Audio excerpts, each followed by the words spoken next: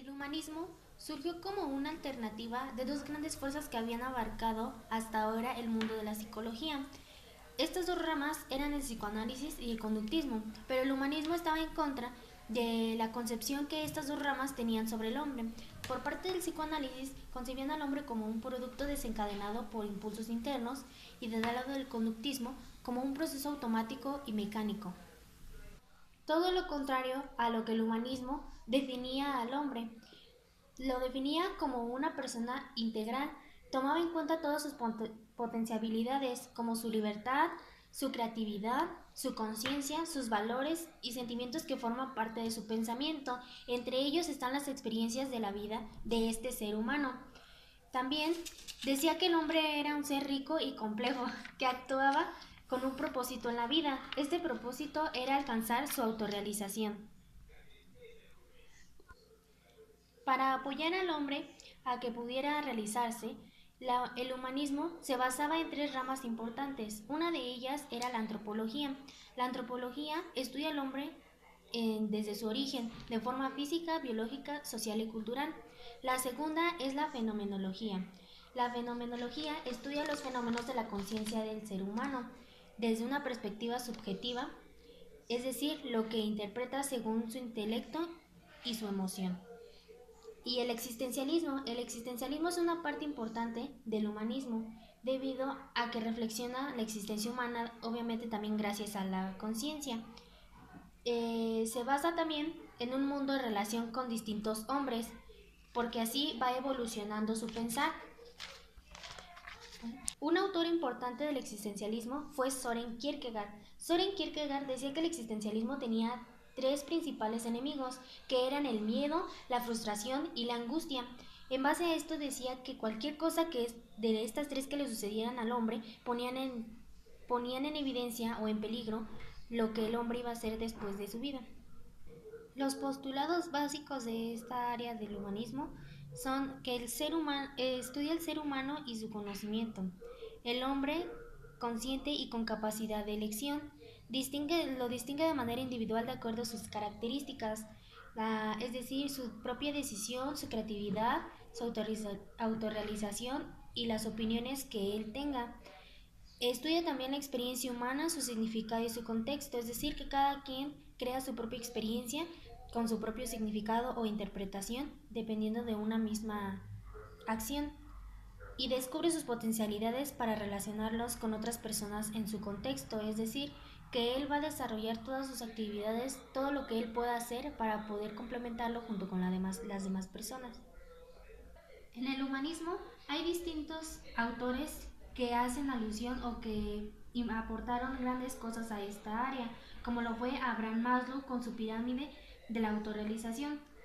Abraham Maslow nació en Brooklyn, Nueva York, el 1 de abril de 1908 y murió en California el 8 de junio de 1970. Hizo una maestría y un doctorado en psicología. Ahí después hizo un trabajo muy importante en un departamento de psicología donde conocían a Kurt Goldstein, quien lo introdujo el concepto de actualización y así él poder empezar su propia teoría. Para esto, para hablar de Maslow hay que conocer un poco a Rogers. De Rogers rescatamos su visión del humanismo, en donde dice que el ser humano es visto como un individuo activo y dueño de su propia realización. Pone énfasis en la libertad de los individuos cuando toman el rumbo de sus vidas. Aquí Maslow a esto agrega su definición de necesidad. Aquí basa la teoría de las necesidades en base a las experiencias, es decir, lo que nos motiva y lo que buscamos a lo largo de nuestra vida y a lo largo de lo que nos va ocurriendo. El primer nivel es de las necesidades fisiológicas o biológicas, se refieren al cuerpo, como lo son el oxígeno, el agua, el azúcar, el sueño o el dormir bien, el comer bien, estar alimentado bien y el tener buena salud, en este caso pues respiratoria. Si tenemos completas toda esta área, ya podemos pasar al segundo nivel, que es el de seguridad. La seguridad es hallar cuestiones que nos provean una protección o una estabilidad, a veces hasta un orden. Aquí se prevé que tengas a lo mejor seguridad de que puedas poseer alguna propiedad, de que tengas seguridad económica y de que tengas seguridad en tu empleo. Cuando tengas estas realizadas, es decir, que tengas un hogar, que tengas una buena economía a base de tu empleo, puedes pasar al siguiente nivel, que es de afiliación, de amor o pertenencia. Aquí entra lo que es la amistad, la pareja, las relaciones afectivas en general. Es pertenecer también a un grupo. Es importante que pertenezcamos a un grupo. Nuestro primer grupo es la familia. En la familia pues es a base de nuestros padres, nuestros hermanos, nuestros tíos, nuestros primos. Y de pertenecer a lo mejor también a un grupo social. A partir de que ya tengas también completa este área, puedes pasar al siguiente, que es el de estima o reconocimiento. Aquí es de no sentirse solo, es de tener una buena autoestima o una baja. Aquí la baja es respeto a lo que los demás digan de ti, es decir, que seas reconocido por las acciones que realices. Y la alta pues es de que tú mismo te puedas concebir como algo que has hecho bien. Ya este es un nivel muy alto y si tú lo logras superar puedes pasar ya al último, que es la autorrealización. La autorrealización es el punto cumbre de esta pirámide. La autorrealización es la mayor sensación de bienestar que uno tiene, es decir, la persona deberá de superar todos los anteriores. Tendrá una necesidad más subjetiva, es decir, ya no va a necesitar tanto de los otros. Bueno, del primero sí, porque pues es vital, pero de los demás a lo mejor no le va a importar porque ya está en la cumbre. Se puede encontrar a sí mismo y aceptarse y valorarse como es. Tiene una moral, una creatividad y una espontaneidad muy altas. Entre los muchos autores del enfoque humanista, solo representaremos a 4 de los más importantes. Tenemos a Viktor Frankl, neurólogo y psiquiatra austriaco, fundador de la logoterapia, o también llamada voluntad del sentido, que consiste en darle sentido a todas aquellas situaciones que obligan a enfrentarse a uno mismo. Si no se encuentra un sentido de vida, podríamos caer en una depresión o en una existencia de vacío. Con esto se afirma que la búsqueda fundamental del ser humano no se basa en la búsqueda de la felicidad, sino de la voluntad del sentido. Esta misma se lleva a la felicidad. Tenemos a Carl Rogers también, nacido en Illinois, Estados Unidos, iniciador del enfoque humanista junto a Abraham Maslow. Para Rogers, los principios básicos de la enseñanza y del aprendizaje son confianza en las potencialidades humanas, penitencia del asunto que se va a enseñar o aprender, aprendizaje participativo, autoevaluación autocrítica y aprendizaje de propio aprendizaje. En resumen, el proceso educativo debe centrarse entonces en el niño y no en el profesor, y cuyo objeto es ayudar a los alumnos a convertirse en individuos capaces de tener iniciativa.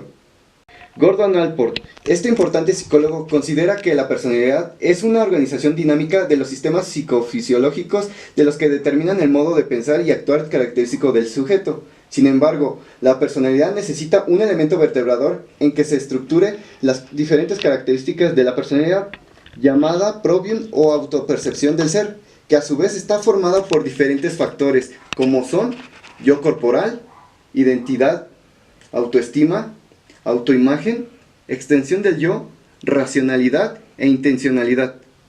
Por último tenemos a Abraham Maslow, psicólogo estadounidense cuyo desarrollo teórico es la pirámide de las necesidades humanas, en la que la satisfacción de las necesidades más básicas dan lugar a la generación sucesiva de necesidades más complejas, las cuales son fisiológicas: alimentación, respiración y descanso; seguridad de protección, moral y social; afecto, amor, pertenencia y amistad; autoestima, confianza, éxito y respeto; y por último, autorrealización, moralidad, creatividad y espontaneidad. Bueno, ahora les voy a explicar lo que es la enseñanza-aprendizaje en el enfoque humanista. Aquí tenemos que el único centro, el más importante para el profesor, es el alumno. Le va a importar mucho que aprenda y pues que se lleve aprendizajes. Pero también lo más importante o lo que van a tomar en cuenta son sus emociones, son sus intereses.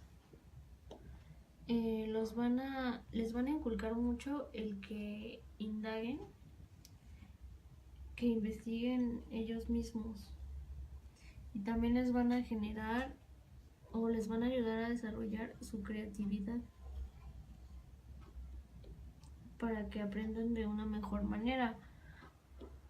Y con eso se busca que el alumno se sienta bien dentro de sus clases, que se sienta feliz y motivado, que le guste ir a aprender, que salga el interés de él.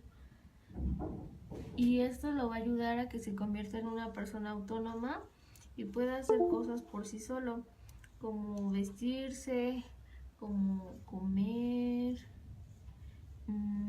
como hacer su tarea, lavarse los dientes, ir al baño, etc.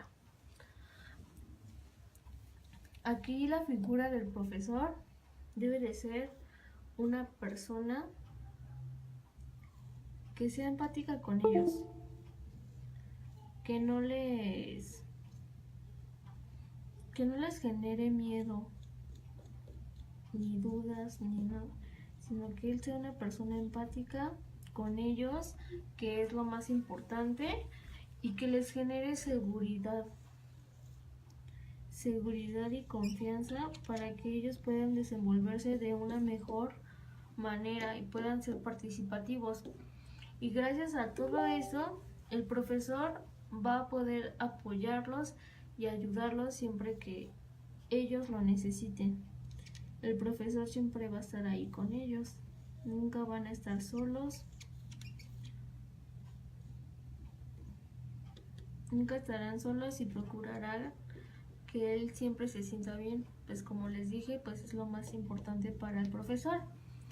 Y a partir de todo esto, siempre su comunicación va a ser mediante el diálogo.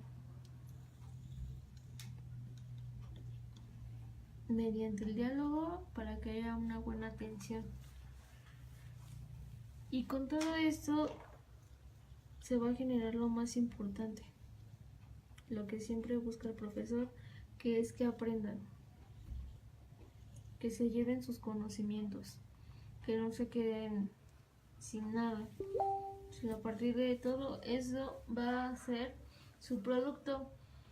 Y entonces a todo lo anterior va a dar como resultado que el alumno tenga un crecimiento, no solamente intelectual, sino también personal, que se sientan bien consigo mismos y a partir de todo eso va a poder relacionar sus aprendizajes con su vida, pues va a tener conocimientos bien definidos. Y aquí ya no va a haber una evaluación, ya no va a haber un te saco un 10, te saco un 8, te saco un 6. Ya no hay nada de esto. Ahora solamente lo que va a haber es una autoevaluación. O sea que el alumno siempre, al final de cada actividad, él va a autoevaluarse, él va a decidir, él va a decir si en verdad le sirvió la actividad, si se llevó conocimientos o no. Él va a ser el único. Y pues bueno, esto sería todo de nuestra parte. Les agradezco su atención y pues nuevamente, gracias.